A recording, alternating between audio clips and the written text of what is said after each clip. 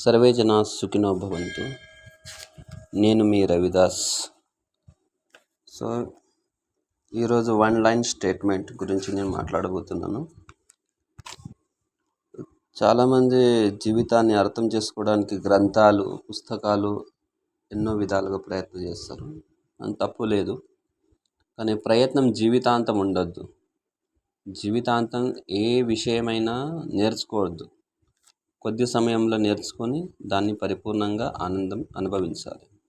ఉదాహరణకు సైకిల్ జీవితాంతం మనం నేర్చుకోము. తొందరగా నేర్చుకొని దాన్ని ఎంజాయ్ చేయాలి. మనం వంట తొందరగా నేర్చుకొని దాన్ని భోజనం ఆనందాన్ని అనుభవించాలి.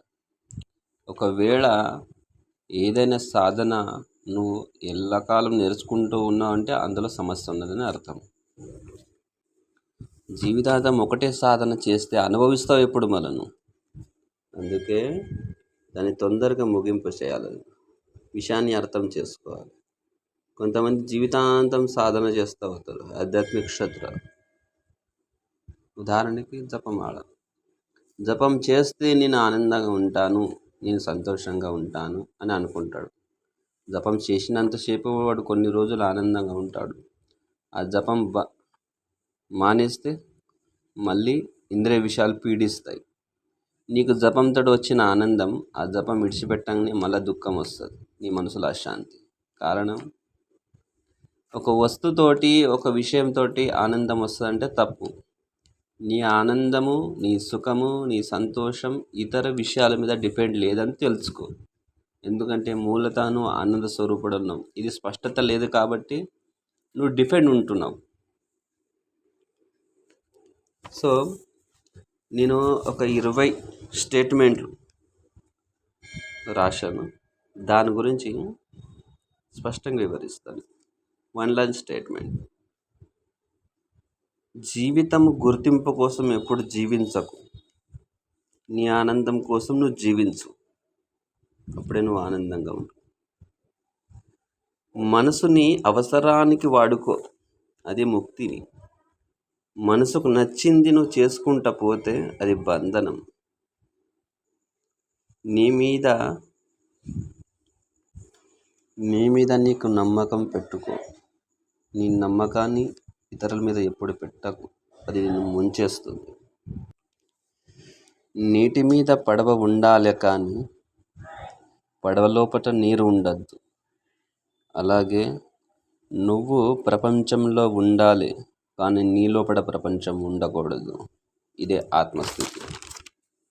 సముద్రానికి గాలి తాకితే అలలు, ప్రపంచం నీ మనసుకు తాకితే ఆలోచనలు. కోపంలో తీసుకున్న నిర్ణయాలు సమస్యని తెచ్చిపెడుతుంది. ఆలోచనతో తీసుకున్న నిర్ణయాలు సమస్యకు సమాధానం ఉంటుంది. నీ ఆనందం, నీ సంతోషం ఇతరుల మీద డిపెండ్ పెట్టకు. అది ఇతర మీద డిపెండ్ లేదని తెలుసుకో.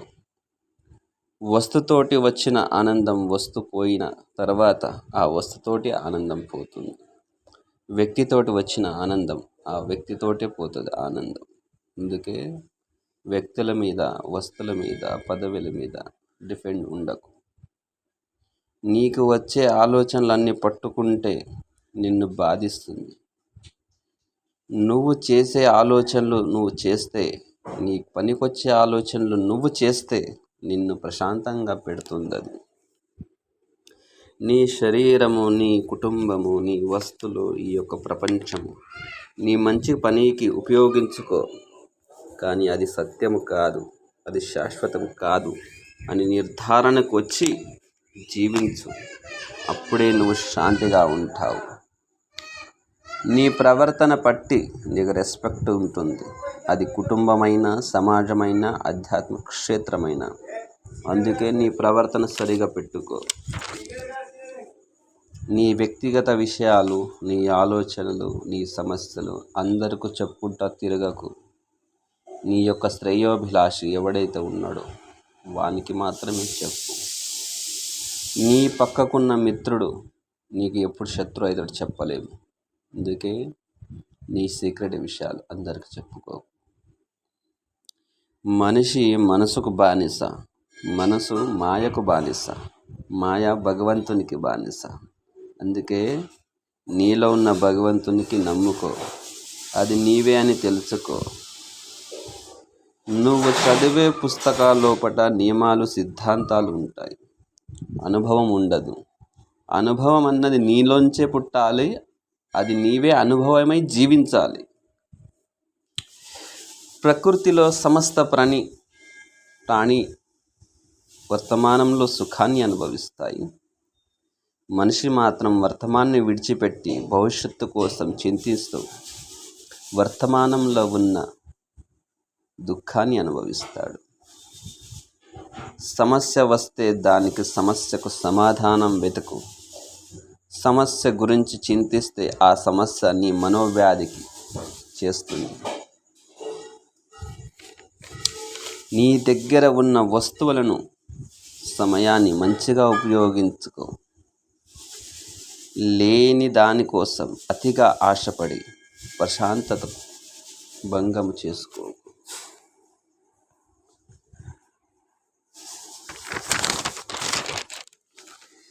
నీ బలహీనత ఎక్కడ ఉందో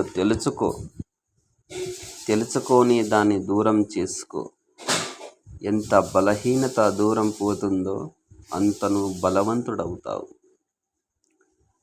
తప్పుడు కార్యం చేసేవాడు, తప్పుడు ఆలోచన చేసేవారికి సహాయం ఎప్పుడు చెయ్యకు.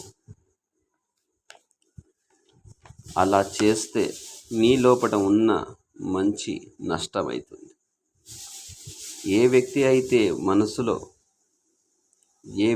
అయితే మనసును కంట్రోల్ చేయగలుగుతాడో వాడు ఇతర వ్యక్తుల యొక్క మనసును కూడా కంట్రోల్ చేయగలుగుతాడు.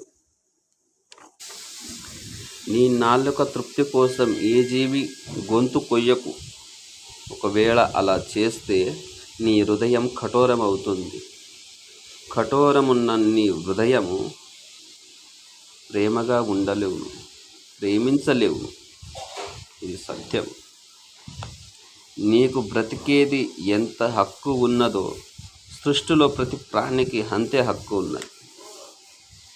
నువ్వు దేన్ని సృష్టించలేవు, దేన్ని చంపే నీకు అధికారం కూడా లేదు. విశ్వాసముతో చేసిన పూజ కన్నా, శ్రద్ధతో చేసిన ఉపవాసము కన్నా సృష్టిలో ఉన్న ఒక్క ప్రాణికి మేలు చేయడమే దేవదేవ పూజ అని తెలుసుకో. ఇది సత్యం. ఈ యొక్క జీవితం లోపల చిన్న ఏమైతే పదాలు ఉన్నాయో ఈ పదాల యొక్క సారాన్ని తెలుసుకుంటే, జీవితాన్ని అర్థం చేసుకుంటే జీవితం అత్యంత సరళంగా, సహజంగా, సుఖంగా ఉండవచ్చు మనం. ఇంతే నేను చెప్పేది ఈరోజు.